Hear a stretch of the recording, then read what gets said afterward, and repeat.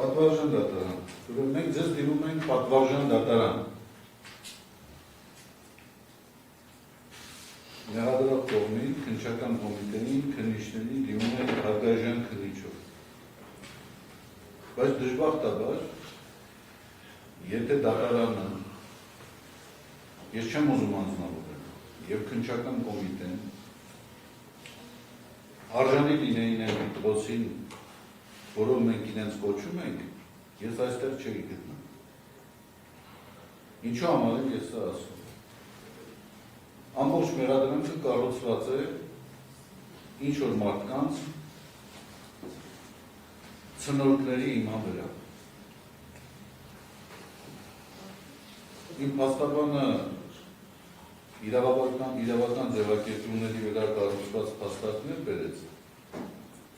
Ես իհարկե զերծ կմնամ այդպիսի փաստարկներ բերելուց, ես կփորձեմ ավելի սովորական, տրամաբանական ոլորտին վերաբերող փաստարկներ բերել։ Ստացվում է մի իրավիճակ, երբ չկա հանցագործության իրեղեն ապացույցը, չկա տուժողը, բայց կա պատվիրատու, չկա իրականացնողը, բայց կա պատվիրատու։ Ես ներկայացնում եմ որպես պատվիրատու, անցյալ անգամ տեղյակ դարձան, որ թմրանյութը անգամ կորել է, չկա մարդը, որ ստացել է այդ թմրանյութը, չկա մարդը, որը որ տեղադրել է, բայց չգիտես ինչու, հրապարակի վրա հայտնվել եմ ես։ Ես քաղաքական գործունեությամբ չեմ զբաղվել, բայց մաքուր քաղաքական հետապնդման բաղադրիչներով, էլեմենտներով կառուցված գործ է։ Եվ այլ բան, քան քրեական գործի անմիջական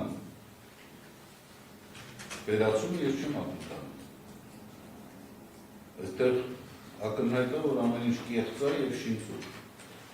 Եվ եթե դատարանները մինչև այս պահը գտնվեին իրենց բարձրության վրա եւ քննիչները բավարար դատախազությունը բավարար անաչափ գտնվեր, պատվիրակված չլիներ, մենք այս վիճակը չէինք գտնի։ Հետևաբար ես ուրիշ ակնկալություն չունեմ, ուրիշ պահանջ չունեմ։